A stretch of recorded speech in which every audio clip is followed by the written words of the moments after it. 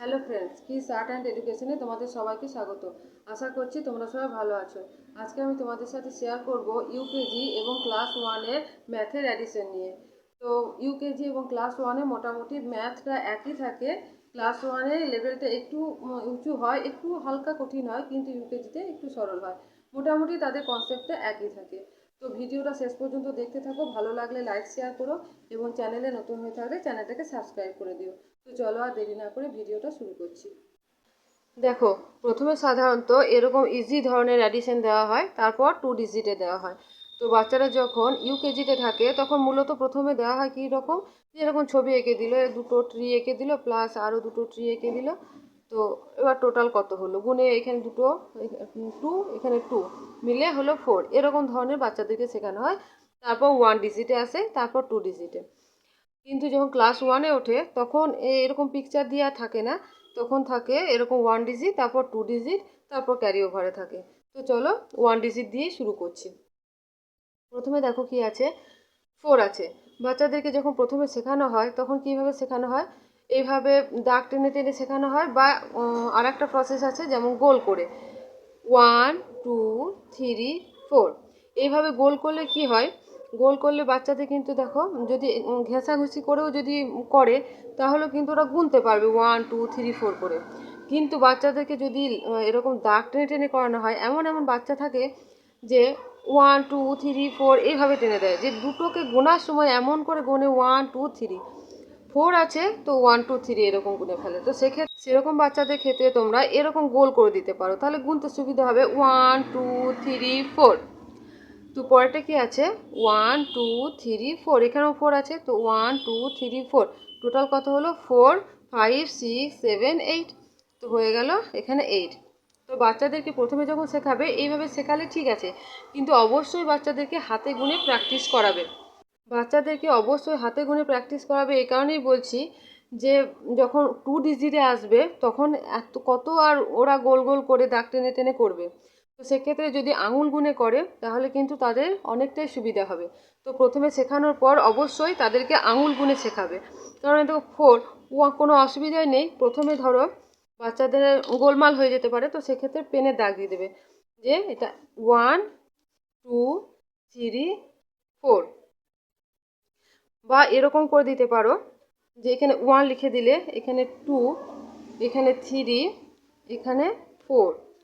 তো কী হয়, বাচ্চারা বুঝতে পারবে যে এটাকে 1, এটা 2, এটা 3, এটা 4। এখানে 5 6 7 8, এইভাবে নাম্বার লিখে দিলে গুনতে কোনো অসুবিধা হবে না বাচ্চাদের। এইভাবে বাচ্চাদেরকে কিন্তু তোমরা হাতে লিখে দিতে পারো, বাচ্চাদের হাতে লিখে দেবে। বাচ্চারা যখন গুনবে 4, তো 1 2 3 4 হয়ে গেল।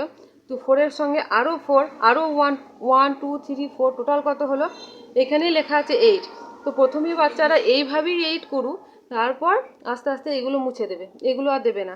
তখন বাচ্চারা গুনবে 1 2 3 4 5 6 7 8, এইভাবে বাচ্চাদেরকে প্র্যাকটিস করাবে। পরেরটা দেখো, আমি হাতে গুনেই করছি। প্রথমটা কি আছে, 5 আছে। তো 1 2 3 4 5, এখানে পেন্সিলটাকে ধরিয়েই রাখবে, পেন্সিলটা ছাড়তে দেবে না, পেন্সিল ছেড়ে দিলেই ভুল হয়ে যাবে। তারপরে কত আছে দেখে নেবে, 4 আছে, এরপর থেকে 4, 1 2 3 4, পেন্সিল একদম ছাড়া যাবে না। যে বাচ্চা পেন্সিল ছেড়েছে সে বাচ্চা কিন্তু হাতে গুনে মানে খুবই কষ্ট হবে, হাতে গুনে করতে পারবে না। তো সেক্ষেত্রে পেন্সিল একদম, পেন্সিল ছাড়া যাবে না, তো পেন্সিল ধরে থাকবে। তো কত হলো এবার, 1 2 3 4 5 6 7 8 9। তো এখানে অ্যান্সার হয়ে গেল 9। এবার আসছি 2 ডিজিটে। তো 2 ডিজিটে দেখো, সিম্পল 2 ডিজিট, এখানে কোনো ক্যারি থাকবে না, এটা সিম্পল 2 ডিজিট। তো কীরকম হবে, 6, 1 2 3 4 5 6, পেন্সিল ধরেই থাকলো। তারপর কত আছে, 3, 1 2 3, কত হলো টোটাল, 1 2 3 4 5 6 7 8 9। তো এখানে আমি 9 বসিয়ে দিলাম। পরেরটা দেখো, পরেরটা দেখো, 1 2 3 4 5 6 7 8, 8 হয়ে গেল।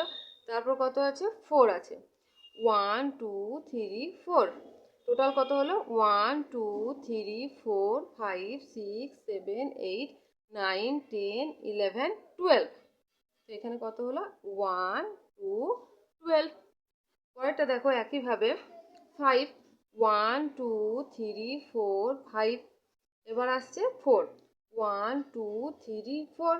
তো 1 2 3 4 5 6 7 8 9। তো এখানে আমি 9 বসিয়ে দিলাম। তারপর দেখো কত আছে 8 আছে 1 2 3 4 5 6 7 8। তারপর কত আছে 1 1।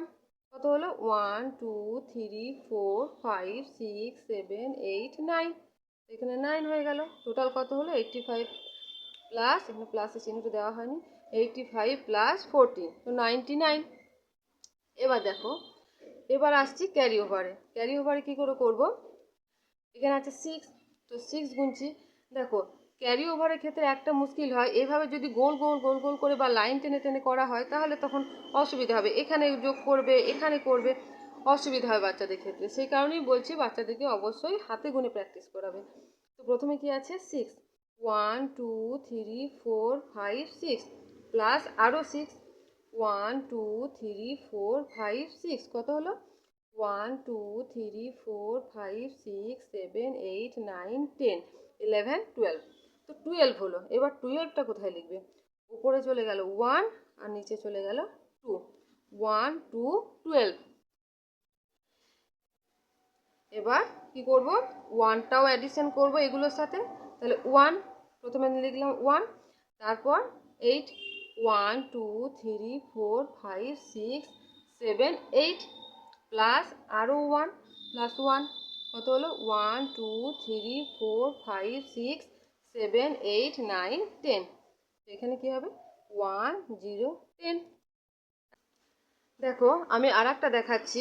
প্রথমে কি আছে 9 আছে 1 2 3 4 5 6 7 8 9 প্লাস 2 1 2 কত হলো 1 2 3 4 5 6 7 8 9 10 11। তো এখানে উপরে হলো 1 নিচে হলো 1 1 1 11 হলো। তো এবার 1টাও এগুলোর সাথে যোগ হবে। তো প্রথমে বলছি 1, তারপর 1 2 3 4 5, তারপর প্লাস 1 1 1 2 3 4 5 6 7। তো এখানে হয়ে গেল 7। এইভাবে বাচ্চাদেরকে অ্যাডিশন প্র্যাকটিস করাও এবং দাগ টেনে অ্যাডিশন প্র্যাকটিস করানোর সাথে সাথে অবশ্যই হাতে গুনে করাবে। আর আমি যেভাবে ভিডিওতে দেখালাম হাতে গুনে করাতে, সেইভাবে বাচ্চাদেরকে তোমরা অ্যাডিশন করাতে পারো। এইভাবে যদি তোমরা বাচ্চাদেরকে অ্যাডিশন করাও তাহলে কিন্তু বাচ্চাদের অ্যাডিশন নিয়ে কোনো কনফিউশন থাকবে না। দেখবে এইভাবে ধরে ধরে যদি করে তাহলে কিন্তু তাদের অ্যাডিশন কোনো ভুল হবে না। তো তোমরা এইভাবে বাচ্চাদেরকে অ্যাডিশন করাতে পারো।